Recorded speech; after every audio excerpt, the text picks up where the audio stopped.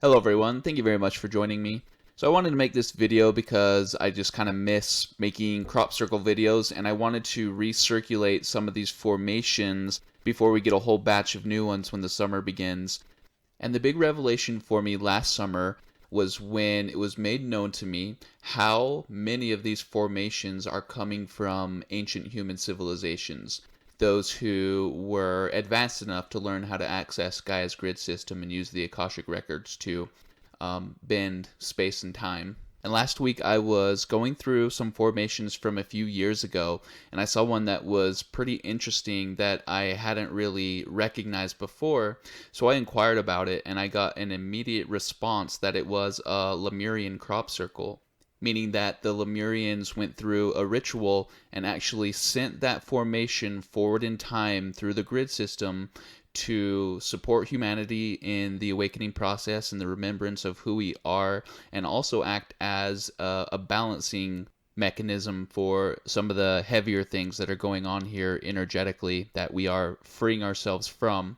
So I was sitting there pondering that, and then another impression came telling me you should see the formations that aren't meant for human eyes. So I investigate, what does that mean? So I ended up going deeper into the records to inquire further, and the answer was given to me. Typically, the formations in the UK are meant to be found, but the problem is that they disappear very quickly, either through the farmer removing them or the energy there turning the crop back to its original state.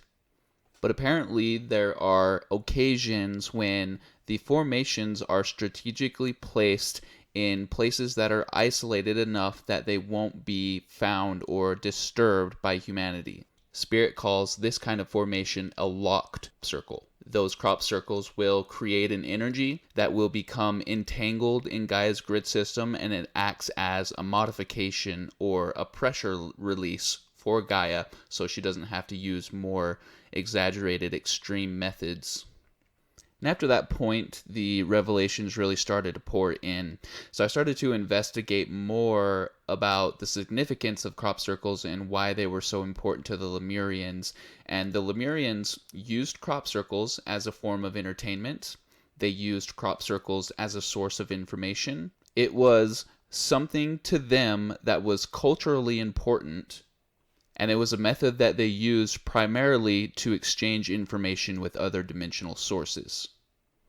So the Lemurians, being who they were always concerned about Gaia's well-being. They were always wanting to be of service to Gaia before anything else. So they would inquire about Gaia, what can we do for you? How can we help you? Is there something we're doing that we shouldn't be doing? And then those messages would come through in the form of a crop circle, and then the Lemurians would decode those circles and then know what to do.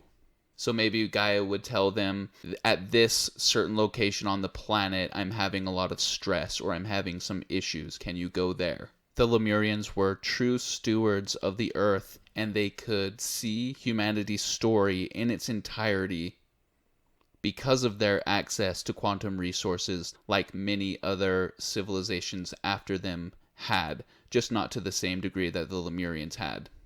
Then I started to ask how the Lemurians used crop circles for fun, and it was made known to me that the Lemurians used crop circles as a way to visibly manifest their intentions. So what they would do, they would all get together and meditate in groups.